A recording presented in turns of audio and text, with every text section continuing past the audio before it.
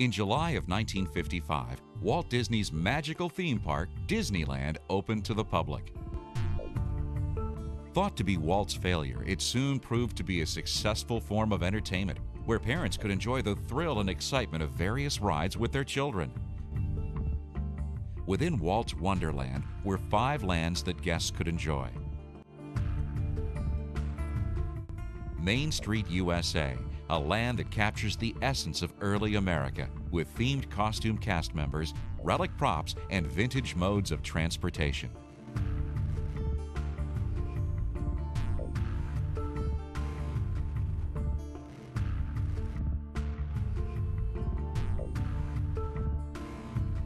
Adventureland, a man-made jungle where guests could travel through the thatched wilderness and witness the wild kingdom of animals in their habitat.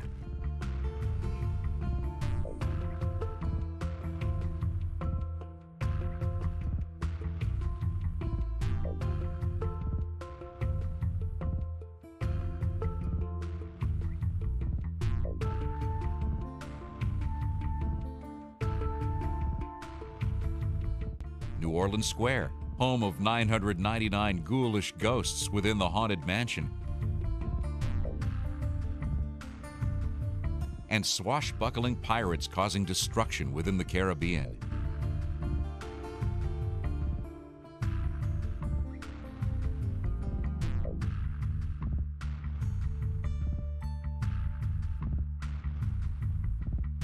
Bear Country, now known as Critter Country, was home to the jug-whistling, toe-tapping country bears, and now the world's most silly bear, Winnie the Pooh, all residing within.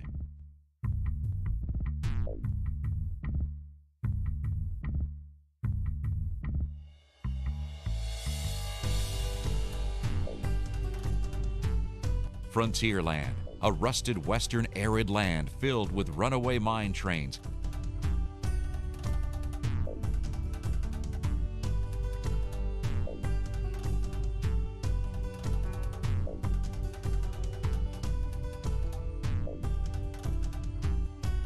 and the Mark Twain Riverboat.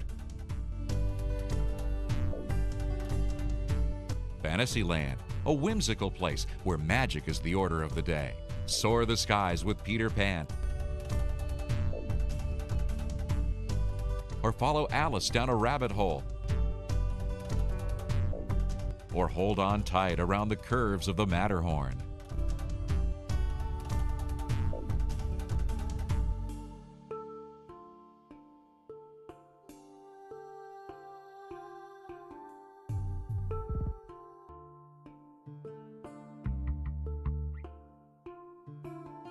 Toontown, a land dedicated to Walt's tunes, where guests can spin round and round with Roger Rabbit,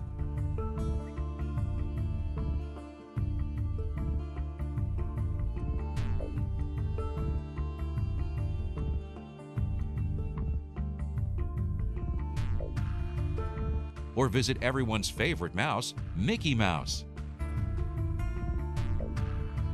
Tomorrowland, a land of the future, where guests can venture onto the attractions of tomorrow.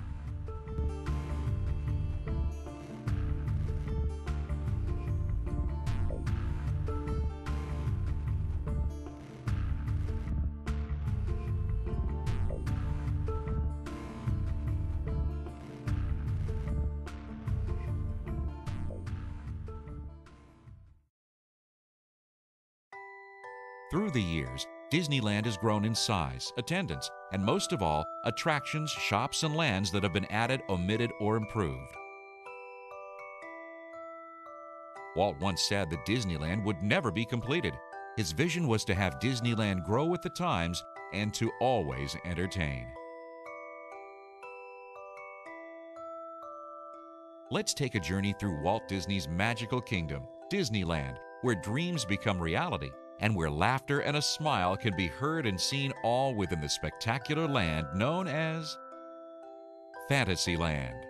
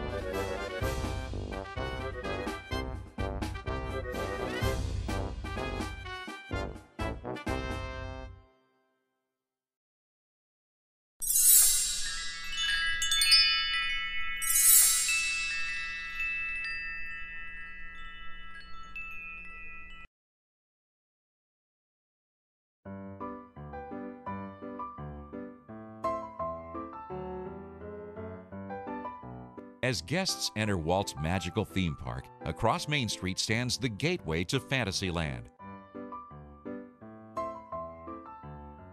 Attached to the gateway is Sleeping Beauty's castle.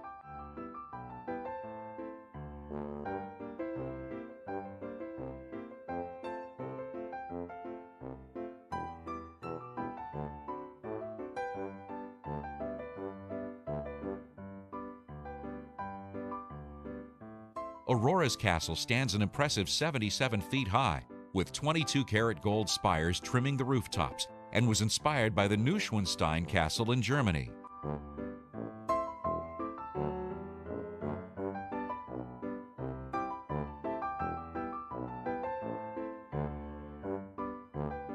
The castle within Disneyland is the smallest of all of Disney's theme parks. This is largely due to the fact that Walt Disney himself wanted a friendlier and more inviting castle than the old medieval times had had.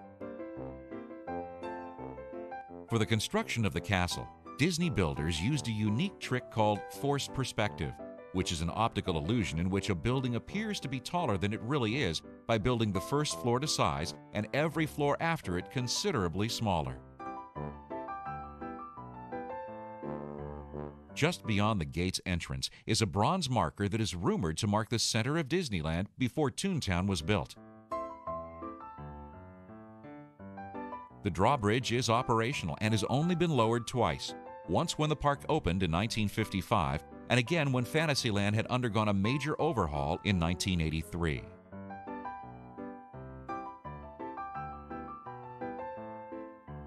Through the years, the castle itself has undergone subtle changes, but one such noticeable change came in 2005 with the celebration of Disneyland's 50th anniversary.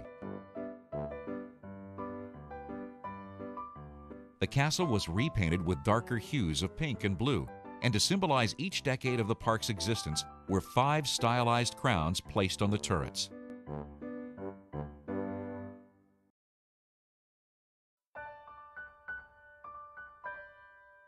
Within the walls of Aurora's beautiful castle is the Sleeping Beauty walkthrough. This walkthrough attraction originally housed 10 dioramas of the Sleeping Beauty film. It opened on April 29, 1957 and closed in October of 2001.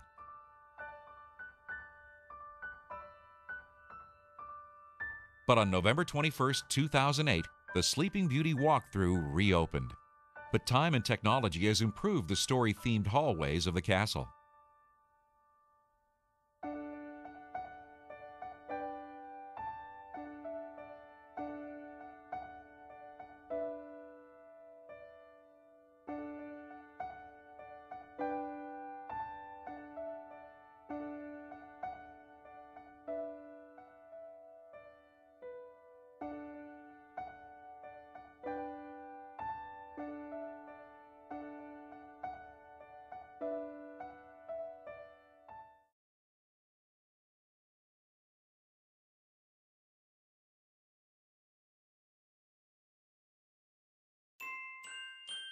It is believed that Jacob and Wilhelm Grimm, the famed Brothers Grimm storytellers, told the tale of Sleeping Beauty in separate tales, but were joined together in 1697 by Charles Perrault for his published book, Tales of Mother Goose.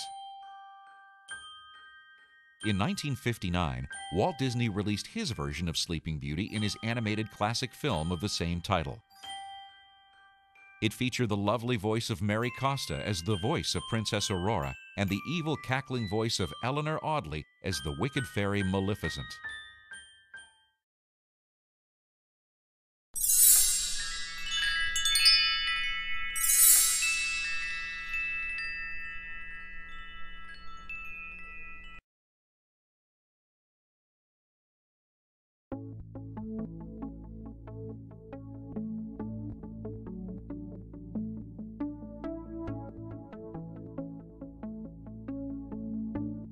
Within the center of the castle's courtyard, a musical carousel, sharing much laughter, sits joyfully.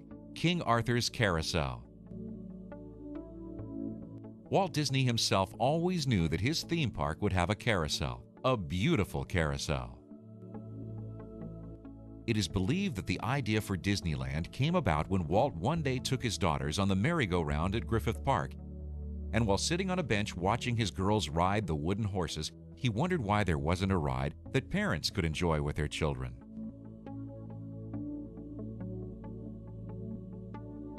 The King Arthur Carousel was originally a merry-go-round that was built in 1875 and resided at the Sunnyside Amusement Park in Toronto, Canada. The original ride consisted of 3 rows of horses and animals. The animals were removed, as were the benches, though the benches were reused for seating on the Casey Jr. circus train. The refurbished carousel consisted of 4 rows of leaping horses, which were purchased from Coney Island and painted tan, black, cream, brown, and a single white mare.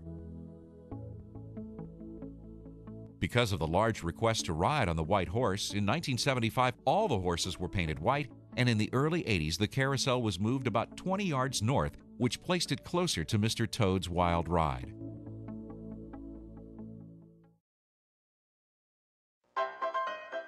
Interesting note, of the 72 leaping horses, one of them is actually a mule, and the lead horse is named Jingles.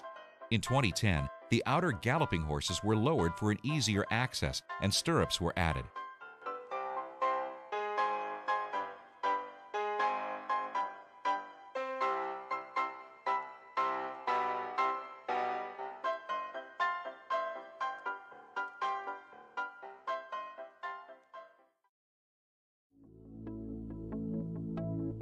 You can acquire a list of all the horses' names on the carousel within Main Street USA's City Hall.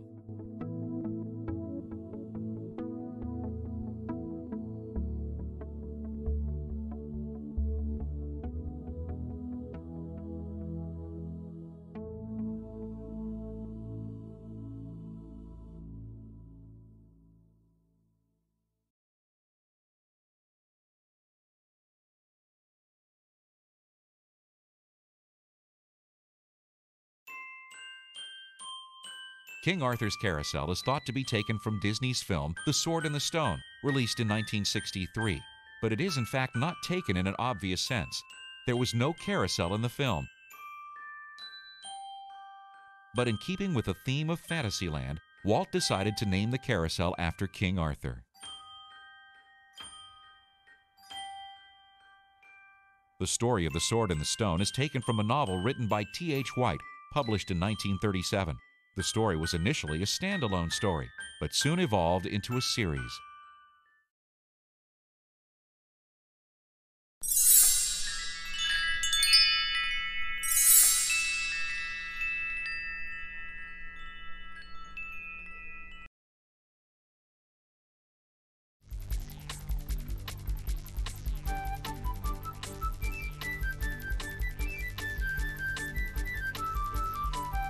Peter Pan's Flight was originally one of 3 dark rides of the park on its opening day.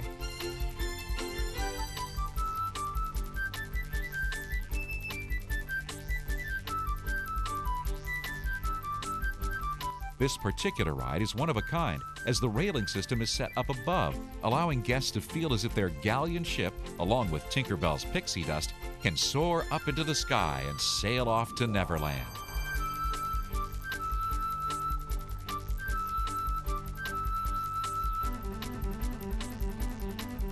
This ride remained unchanged until Fantasyland received an overdue renovation in 1983. Peter Pan was originally not within the attraction, as it was believed the guests would feel like they were playing the role of Peter Pan. But the renovation added a scene near the end that had Captain Hook and Peter Pan dueling on the ship's bow.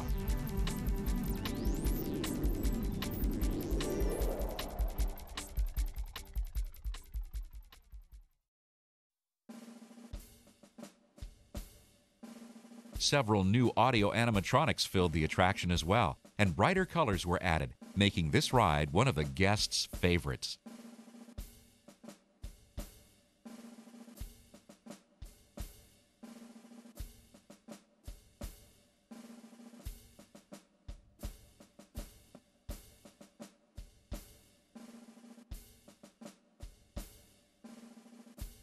Interesting note, the original name for this attraction was Peter Pan Flight, but the slight change to Peter Pan's Flight was made during the renovation. Keep your eyes open throughout the park as there are a lot of hidden treasures. The blocks as you enter the nursery room usually spell something.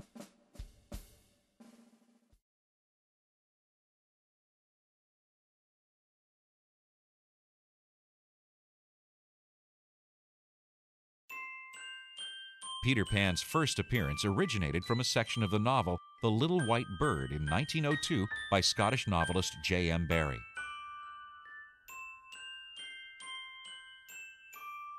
The character soon found his way into a wider scene that would eventually have him as the hero of the book entitled The Boy Who Wouldn't Grow Up, or as Peter Pan.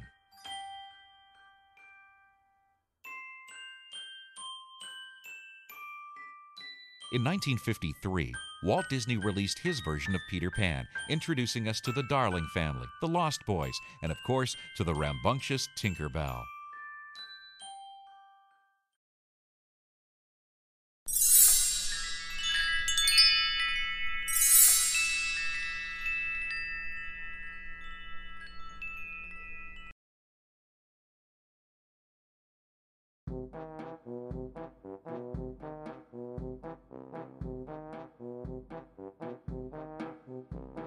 Mr. Toad's Wild Ride is another original attraction that was in Fantasyland on opening day.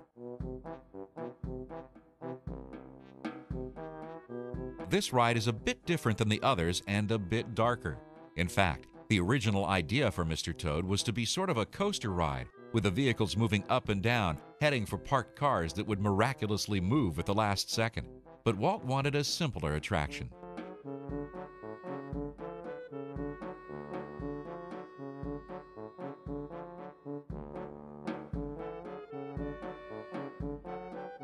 Mr. Toad takes guests on a motor mania journey through cobble street towns, docks, and right into a running train which sends every vehicle to the fiery pits of Hades. The years have been kind to this attraction, as it is rumored that a lot of the original parts are still operational within the attraction.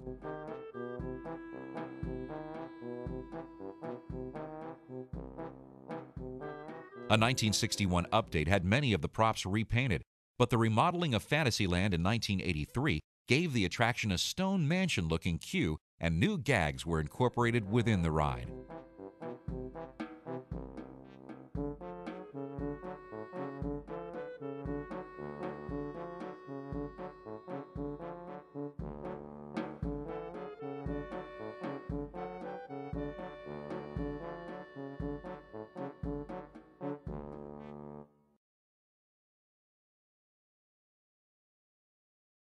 Interesting note, Mr. Toad's Wild Ride shares the building with the Alice in Wonderland attraction. In fact, the caterpillar used for the Alice ride crawls up onto the second floor of Mr. Toad's attraction. Look closely upstairs as you drive past Winky's Pub and you'll notice a silhouette of Sherlock Holmes.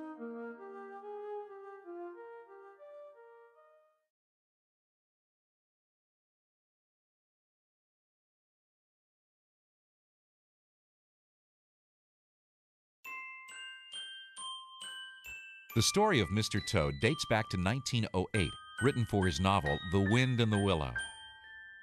In 1929, A. Milne, famed author of the Winnie the Pooh series, liked the tale of the Toad so much that he adapted it for a stage performance entitled Toad of Toad Hall. Finally, in 1949, Disney animated his version of the Toad's adventures in a film called The Adventures of Ichabod and Mr. Toad.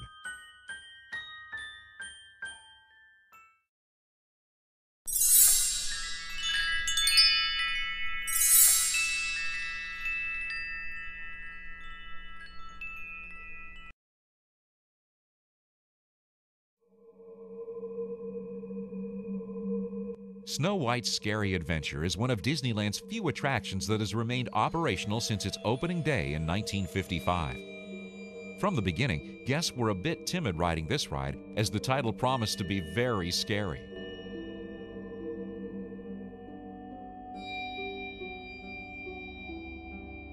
This attraction was designed without Snow White seen among the ride's journey, as it was believed that the children would feel as if they were Snow White.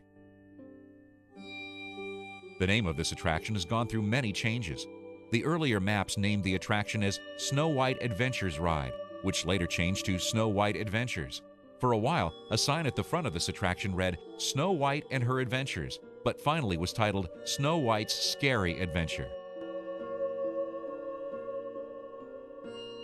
One of the most noteworthy changes that the Snow White Dark Ride received occurred in the Fantasyland renovation in 1983. The medieval tournament facades were removed, and in their place, a wall of stone to better blend in with Sleeping Beauty's castle. Across the queue area up in the tower, the evil queen could be seen opening up the curtain and peering down at guests.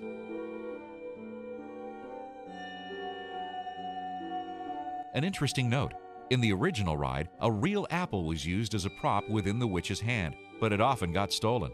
So the poison apple was replaced with a holographic image of an apple.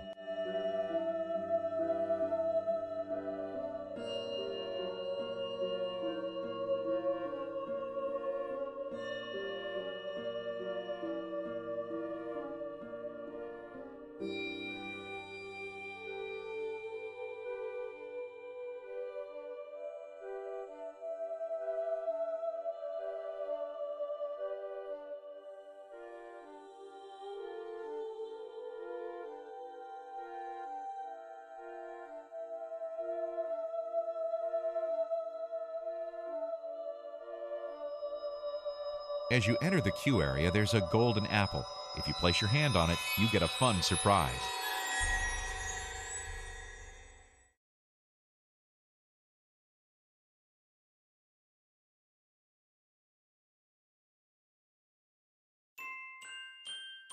The story of Snow White is another folklore tale that ended up in the Brothers Grimm novel.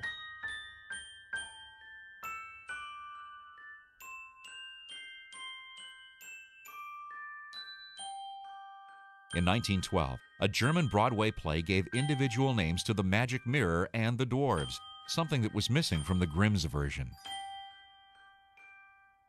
Finally, in 1937, Walt Disney took a gamble in producing the first ever full-length animated feature film, Snow White and the Seven Dwarfs. It was an instant success and immediately placed Disney in the forefront of the cartoon world. The attraction does mimic some of the scenes within the movie, such as the seven dwarves yodeling and dancing, the evil queen preparing to rid herself of Snow White, and the climactic ending of the witch's demise.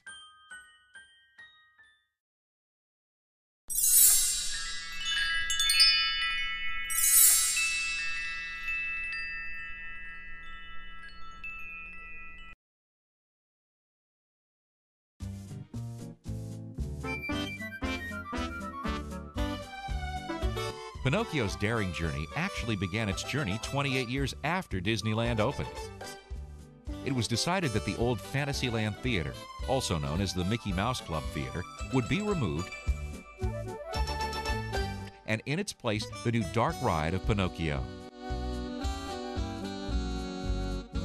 This dark ride allowed guests to journey through some of the bad decisions that Pinocchio made, allowing guests to follow him through Pleasure Island and a scary confrontation with Monstro the Whale. The effects were state-of-the-art, but nothing entirely new.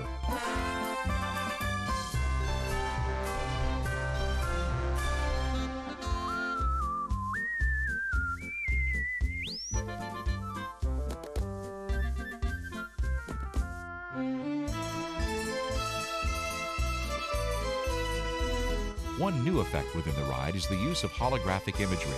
This technique is impressively used when the boys are being transformed into donkeys.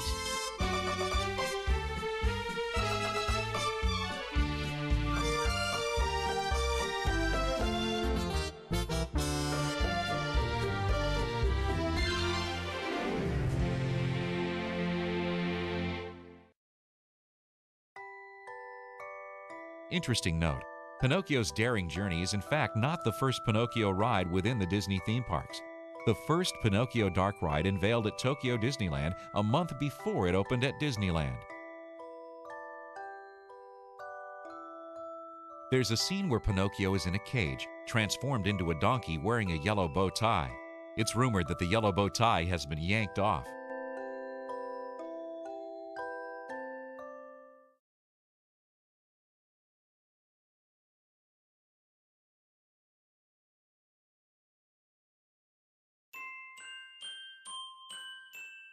The Adventures of Pinocchio was published in 1883 by Italian writer Carlo Collodi.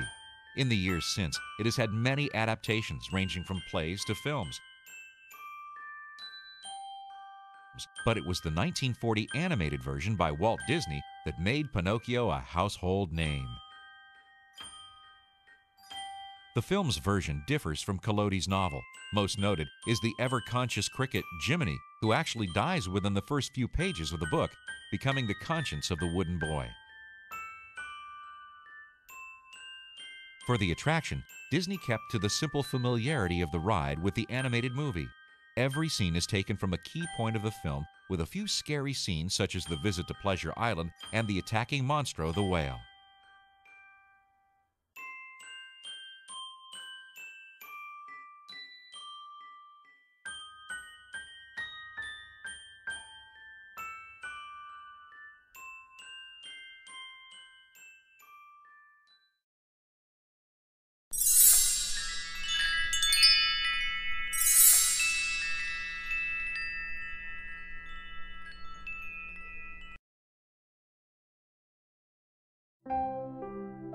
Originally, Walt Disney had planned to place a small park across the street from his Walt Disney Studios in Burbank, California.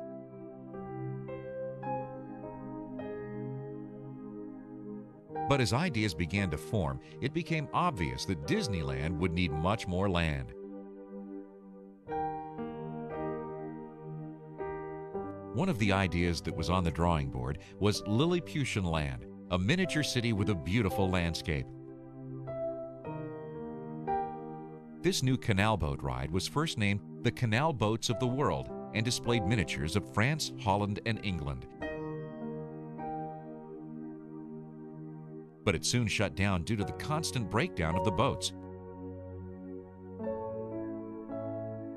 On September 16, 1956, the boat ride reopened as the Storybook Land Canal Boats. It became home to the miniature village of Pinocchio, as well as Geppetto's Toy Shop, structures from Disney's classic animated film Alice in Wonderland, The Adventures of Ichabod and Mr. Toad, and it also had a miniature replica of Cinderella's castle.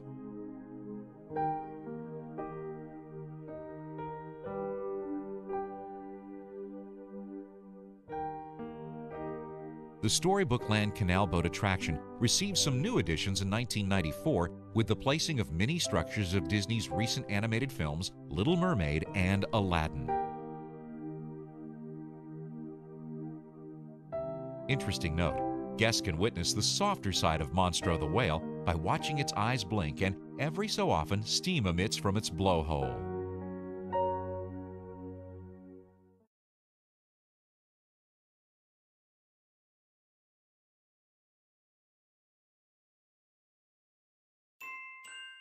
Storybook Land Canal Boat is actually sets from many of Disney's animated classic films, ranging from Snow White and the Seven Dwarfs to Pinocchio and even newer films as Aladdin, Beauty and the Beast, and The Little Mermaid.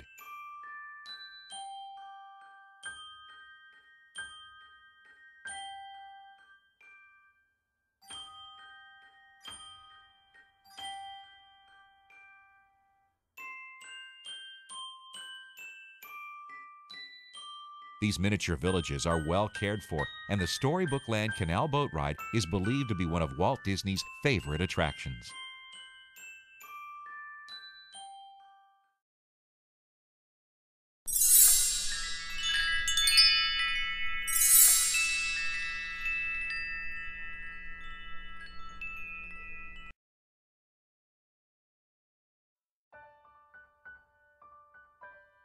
One of Fantasyland's most popular rides is Dumbo the Flying Elephant. This spectacular ride allows guests to soar up and down with Dumbo, and it was scheduled to be up and running on Disneyland's opening day. But because there were trouble with budget, time, and flawed prototypes, it wasn't until a month later that Dumbo first took flight.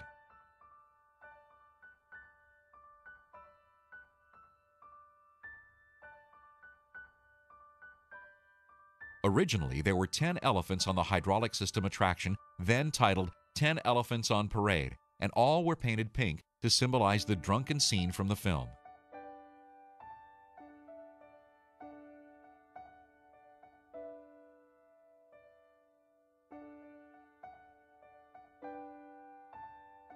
Fortunately, Walt Disney didn't want his ride to be associated with alcohol, so the elephants were painted gray and the title became Dumbo the Flying Elephant.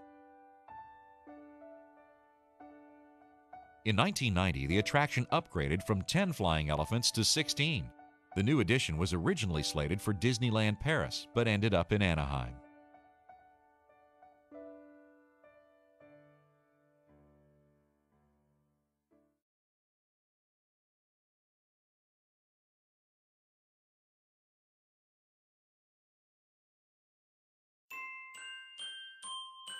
The fourth animated wondrous film that Walt Disney created was the tale of a big-eared elephant with the talent to fly, Dumbo. This film is based on a roll-a-book novelty toy with the storyline written by Helen Albertson and illustrated by Harold Pearl.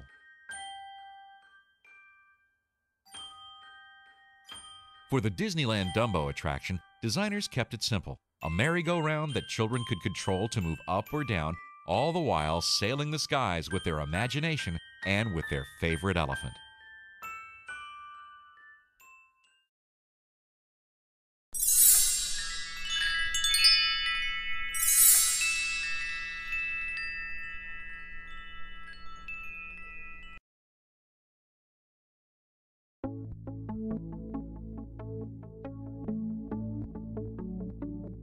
On June 23, 1956, the Skyway to Tomorrowland and Skyway to Fantasyland made its first trip across the sky.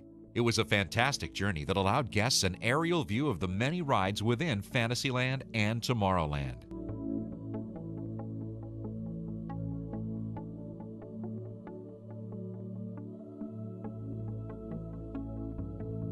The Skyway had changed slightly throughout the years, only changing the round buckets that sat 2 individuals to more rectangular buckets that sat 4 at a time.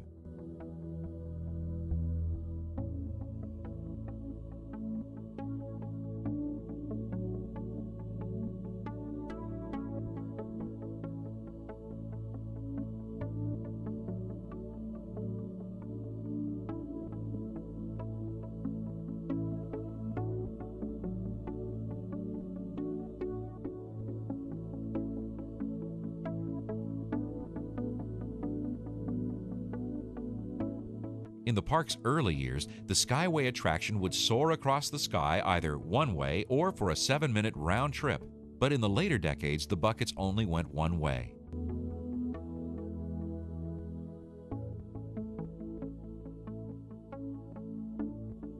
Sadly, on November 9, 1994, after ferrying 150 million guests, the Skyway attraction was closed down due to guests spitting, littering, and many other devilish pranks. Interesting note, rumor has it that the last one to ride the attraction was Walt Disney's longtime friend Mickey Mouse with his lovely girlfriend Minnie Mouse. You can still catch a glimpse of the Swiss-themed station in which guests loaded onto the Skyway buckets. It's located on the left of the Casey Jr. train and up the stairs. The Skyway to Tomorrowland and Fantasyland did not originate from any novel or film, but does allow guests to enjoy a rare aerial view of the many attractions within Fantasyland and parts of Tomorrowland.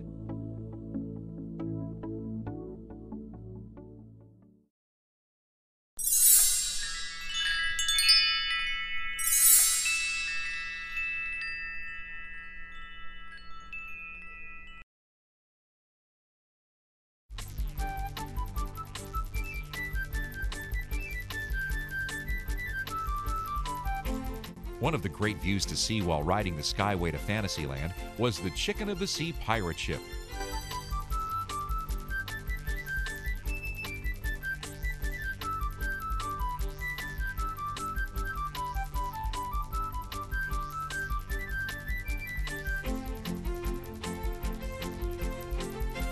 This fantastic replica of Captain Hook's ship rested quietly in Fantasyland and offered guests light meals and snacks, such as tuna sandwiches, tuna burgers, and tuna pot pie. Sponsored by Van Camp Seafood Company, guests were treated to a pirate greeting at the entrance, wearing an eye patch, a pegged leg, and a parrot on the shoulder.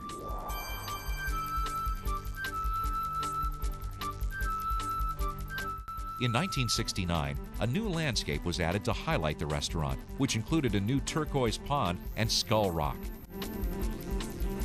Skull Rock was the formation of a cracked skull with jagged teeth, large empty eye sockets, and a waterfall cascading from its mouth. Adventurers could marvel at the details of Hook's ship marooned next to Skull Rock, but their excitement was limited as guests could not explore within Skull Rock. When the time came for Fantasyland's renovation in 1983, Hook's Pirate Ship and Restaurant and Skull Rock were dismantled. There was talk of having the scenic restaurant placed next to the It's a Small World attraction, but when taking apart the ship, water damage was found on the hull, sealing its fate.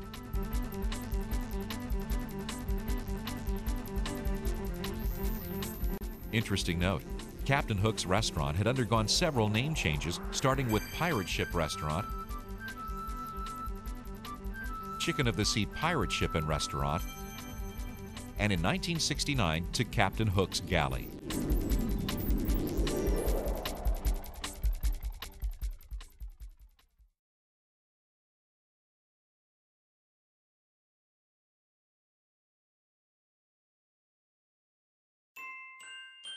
This attraction is taken once again from the 1953 animated film Peter Pan. The galleon ship is marooned in Neverland and is considered Hook's home quarters. Within the film, the ship is seen several times, including a climactic swashbuckling scene, and most memorably at the end as Tinker Bell and Peter Pan sail across the sky with Wendy, John, and Michael.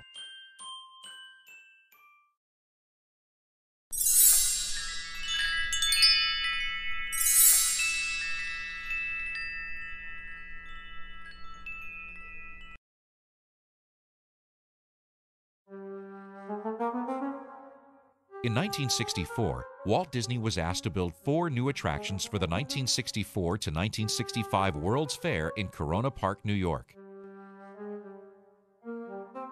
It was a great opportunity for Walt to test out new ideas and technology paid for by a sponsor. One of the attractions that he built, sponsored by Pepsi, was a ride entitled It's a Small World. The ride proved to be successful and was immediately sent to Disneyland. This attraction travels through a 1,400-foot river into a building with 500 singing dolls from various countries.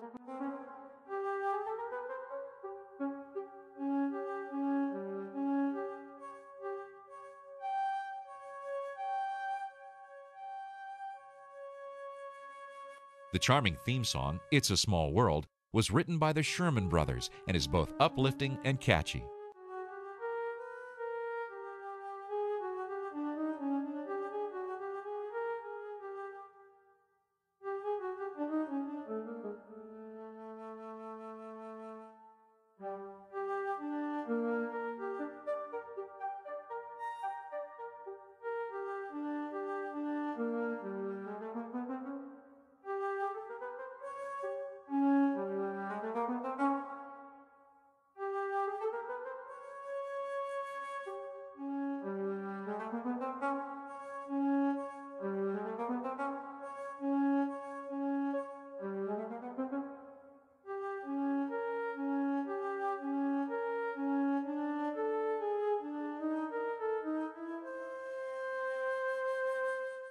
The It's a Small World attraction has changed little over the years.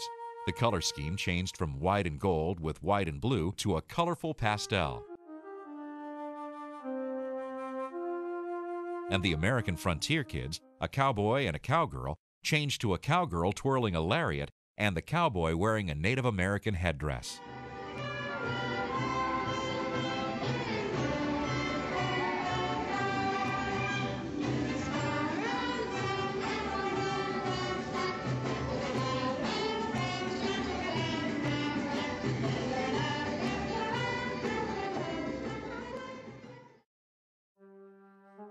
In January of 2008, the ride underwent a major renovation.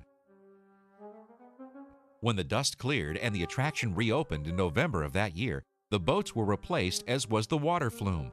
But most noteworthy were the 29 new residents living within the harmonic ride. That's right, 29 of Disney's classic characters are now scattered throughout the attraction, challenging guests to find them all.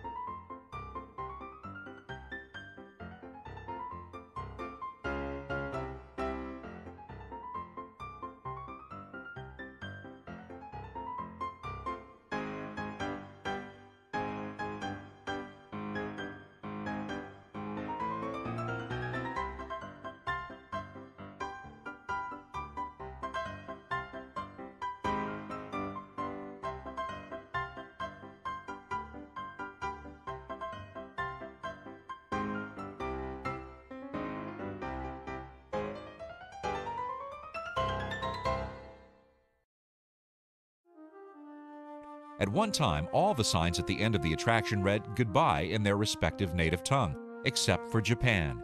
That farewell sign read arigato, which means thank you.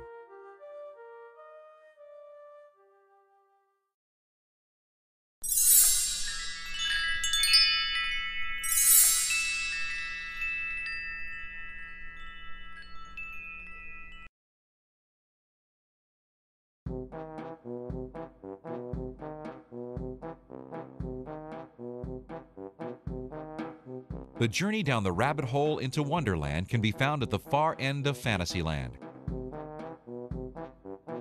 This dark ride opened in June of 1958.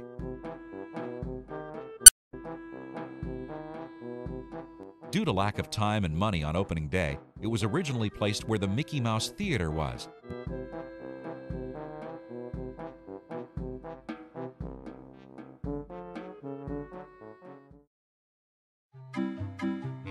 A Caterpillar-style cart takes guests down the rabbit hole and into the crazed world that Lewis Carroll dreamed of, with hammerhead birds, rocking horse flies, and a Cheshire cat that disappears before your very eyes.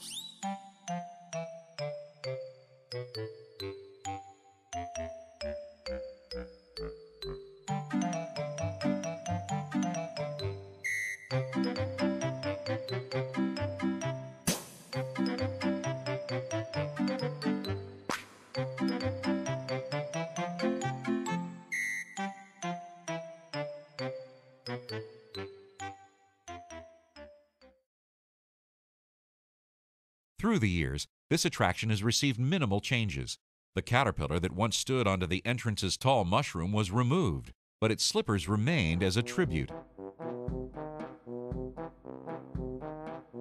The Mad Tea Party scene was moved to the end of the attraction, and the upside-down room effect was completely taken out. To better accompany the Wonderland theme of the Alice in Wonderland attraction, the Mad Hatter's Teacup Ride was moved right across from it. The yellow mushroom at the front entrance of the attraction, which holds an oversized book, was at one time a ticket booth.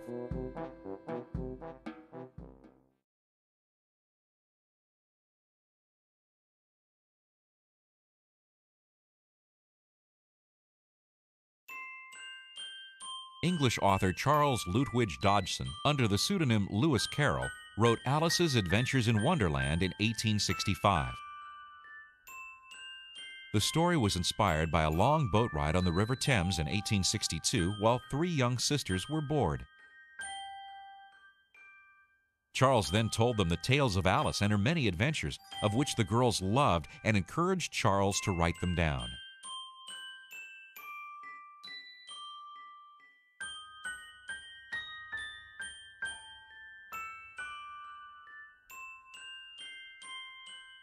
In 1951, Disney released his animated adaptation of the Lewis Carroll work entitled Alice in Wonderland. After the success of Disney's version of Alice in Wonderland, it made perfect sense to place a dark ride attraction featuring Alice and many of the zany characters from her journey through Wonderland.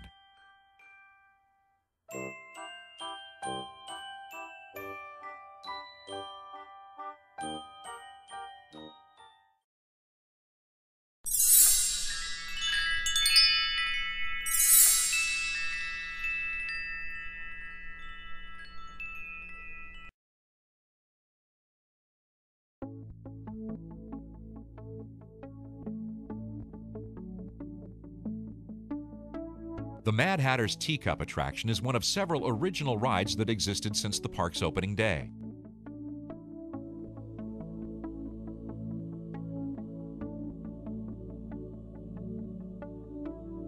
There are 18 teacups that allow guests to spin with a wide array of colors to choose from.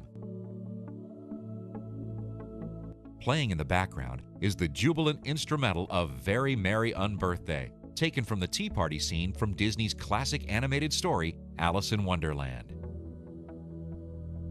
In the first 2 years of operation, there were no brakes or clutches attached to the ride, so guests could spin as fast as they wanted with no limitation.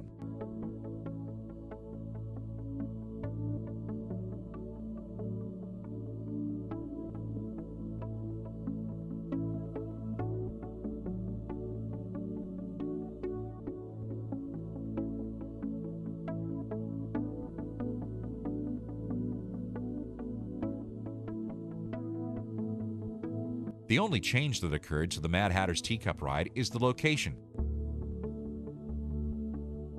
In the early years, the teacups were settled behind King Arthur's Carousel, but the renovations of 1983 placed the spinning cups about 150 feet to the east near the Alice in Wonderland attraction.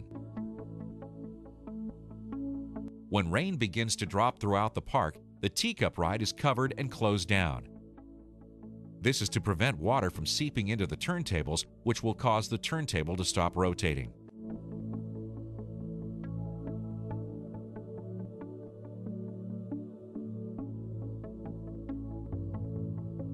It's rumored that the purple teacup is the fastest of all.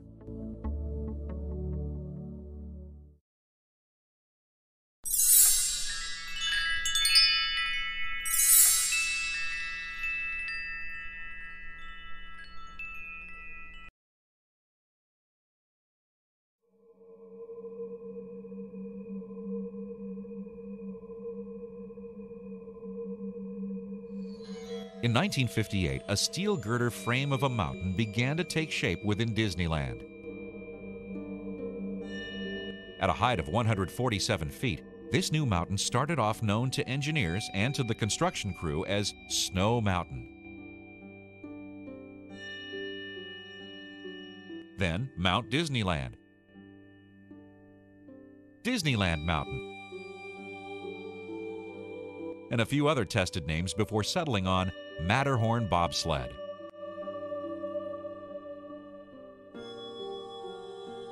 When the Matterhorn Mountain was completed in 1959, it allowed guests to enjoy the first tubular steel roller coaster in the world.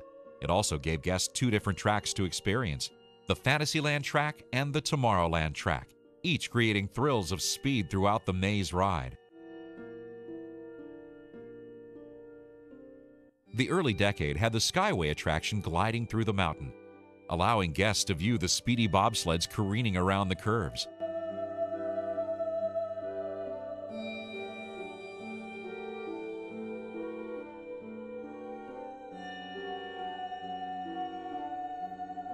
But after the Skyway closed down, the bucket entryway was covered and molded to match the exterior, solidifying the mountain.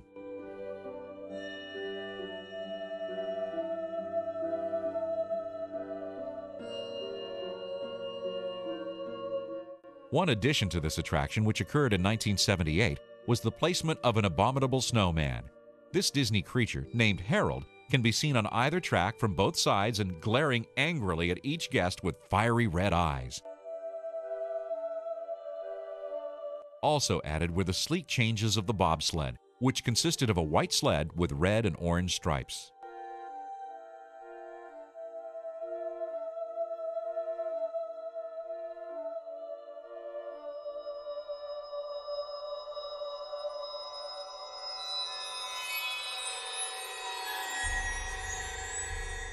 It's a proven fact that on the 5th floor of the Matterhorn bobsled is a basketball court about the size of a half court. However, as of late, there have been rumors that the court no longer exists.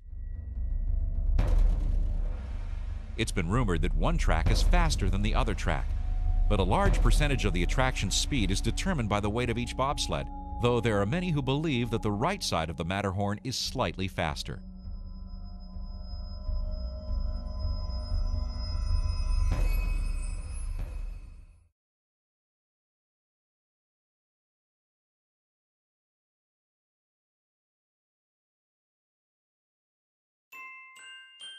The Matterhorn bobsled is actually taken from a pair of films that the Walt Disney Studios produced, the 1955 documentary called Switzerland and the 1958 feature film entitled Third Man on the Mountain.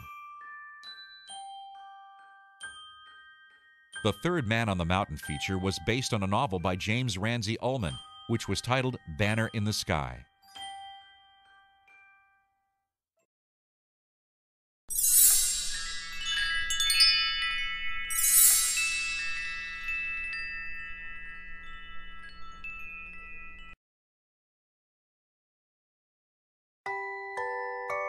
In 1985, Disneyland was without an outdoor stage performance. So on June 22nd of that year, a new state-of-the-art concert was opened with great live performances such as One Man's Dream, which was the story of Walt Disney.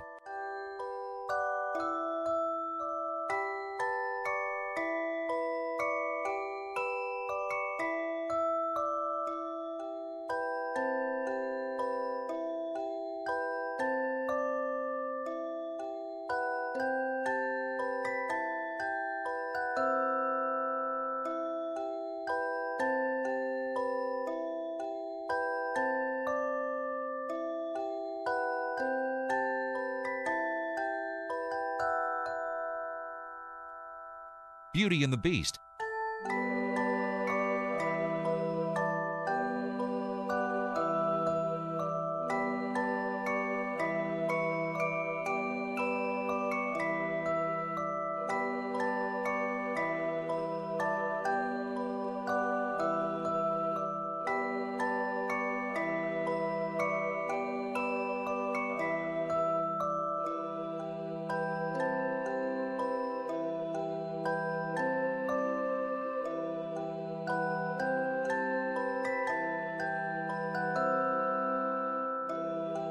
The Spirit of Pocahontas,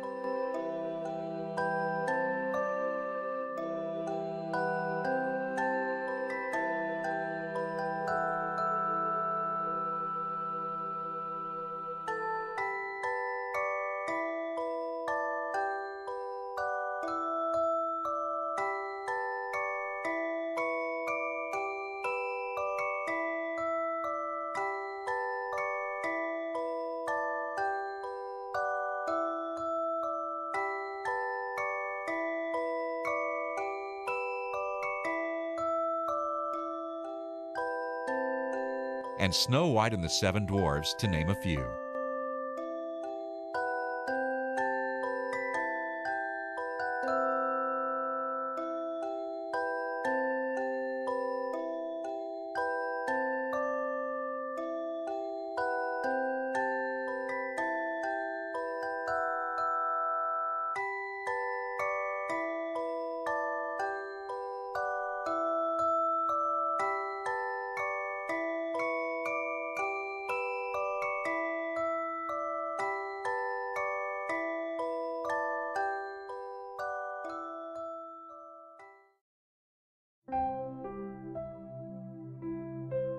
However, in 2006, the area was redesigned for character greeting. The stage included a setting of an interior castle, forest, medieval props, royal tapestries, and a majestic throne.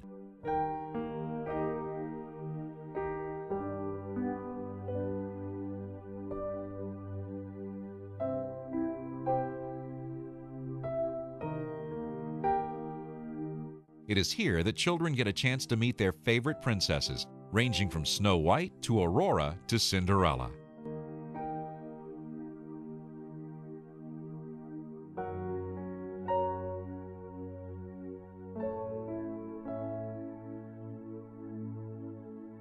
Within the Fantasy Fair are several activities for guests to explore.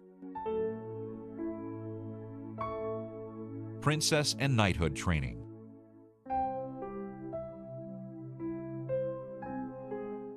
Throughout the day, young men and ladies are taught the rules of royal behavior. They are then greeted with a princess and participate in a dance. Princess storytelling.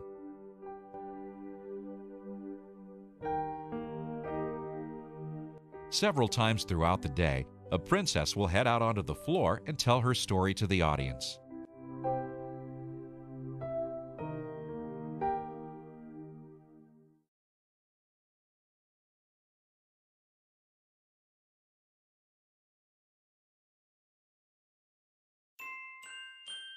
The Princess Fantasy Fair is not taken from any particular film, but rather several of them.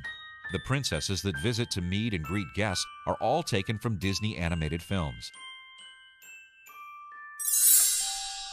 Cinderella from the feature of the same name, Aurora from Sleeping Beauty, Snow White from Snow White and the Seven Dwarfs, Belle from Beauty and the Beast, and Ariel from The Little Mermaid, to name a few.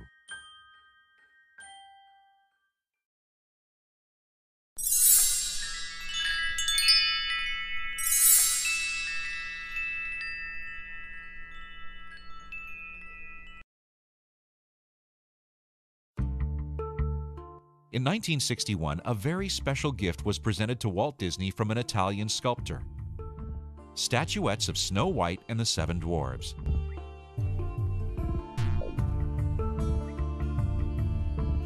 Walt quickly found a home for them on the right side of Sleeping Beauty's castle.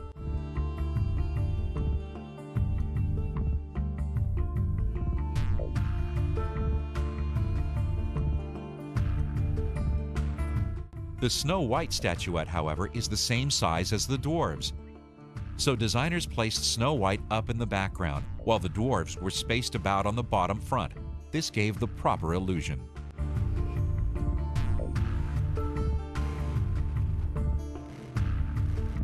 Guests nearing the Snow White wishing well are treated to a soft rendition of "Someday My Prince Will Come," sung by Adriana Caselotti, the original vocalist for the 1937 animated film. The romantic aura of this grotto is a very popular place for young lovers to dance, kiss, and even propose. The change the guests throw into the wishing well is gathered up by the Disney Corporation and donated to charity.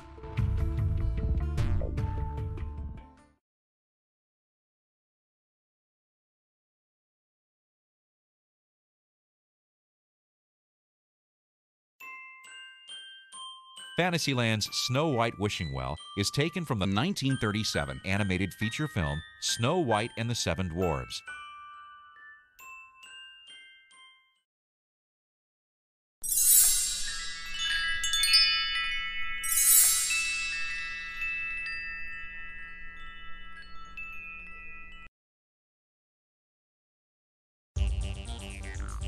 In 1957, just off to the right before entering Aurora's castle, sat Tomorrowland's House of the Future, sponsored by Monsanto. The plus-shaped home allowed guests to step into the future for a glimpse of futuristic household products. It was replaced in 1967 with the Alpine Gardens, which was a lush garden with palm trees and cemented benches for guests to relax on.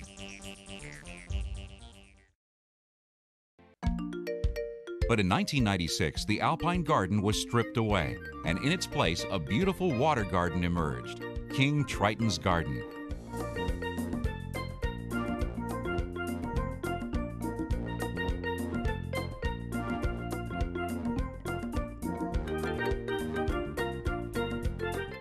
There were several leaping laminar streams that shot lines of water out across walkways, a three-tiered waterfall, and two bronze statuettes, one of Ariel perched on top of a rock,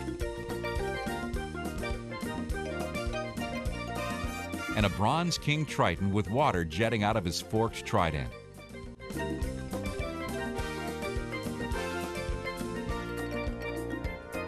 Around the bend stood a jagged boulder with a large clam-shaped throne in which guests got a rare chance to meet and greet their favorite red-headed mermaid, Ariel. The lovely mermaid signed autographs, shared wonderful stories, took photos with guests, and if you were lucky, you got your hair combed with Ariel's forked comb.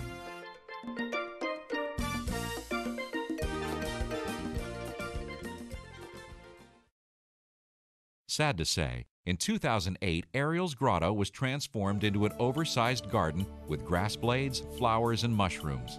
In its place is the Gardens of Pixie Hollow.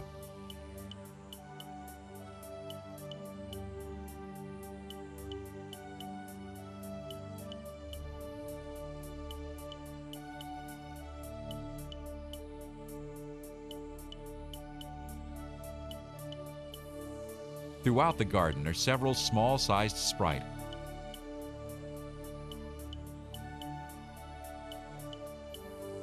One is in a tree in a bird's nest.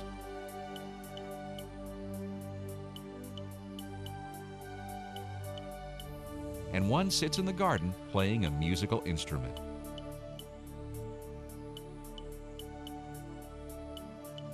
A small fairy village can be spotted.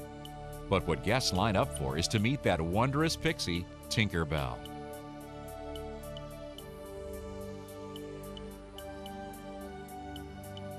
Tinker Bell and friends gather in front of an oversized teapot to sign autographs and take photos with guests.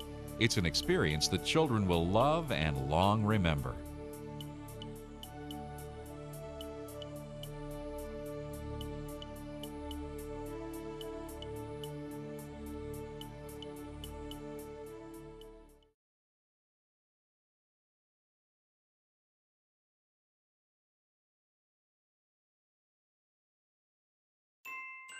Tinker Bell has always been a Disney character favorite. In 2008, a new Tinker Bell film was released from the Disney Studios simply titled Tinker Bell. In 2009, Tinker Bell and the Lost Treasure was released, as was Tinker Bell and the Great Fairy Rescue in 2010. Two new upcoming films are slated for the near future. Tinker Bell, A Winter Story in 2011, and Tinker Bell, Race Through the Seasons in 2012.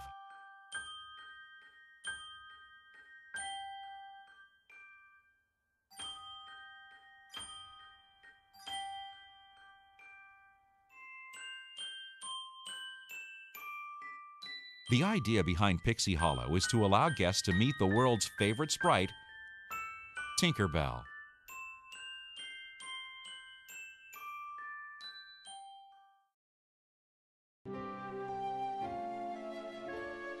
Walt Disney knew that his beloved theme park, Disneyland, would never be completed.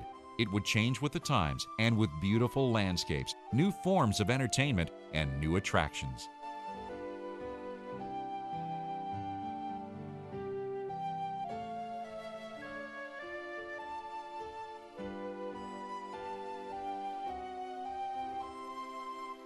Through the years, Fantasyland remained whimsical, caught up in the magic that Walt created, but changes improved the land. Many vintage attractions had left Fantasyland while others remained, more charming with every passing year.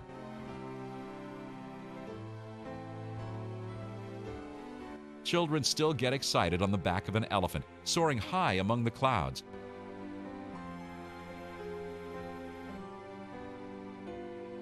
Guests can enjoy the daring journey of Pinocchio and his characters on Alice in Wonderland.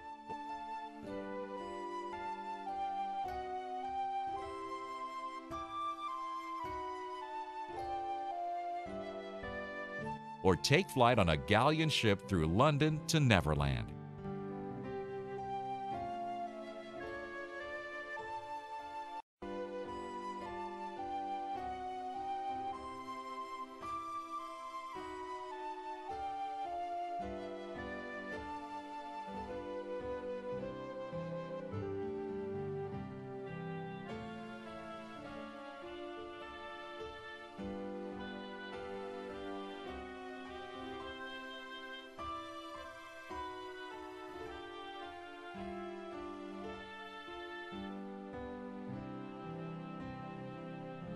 It is these attractions and more that give Fantasyland its whimsical charm.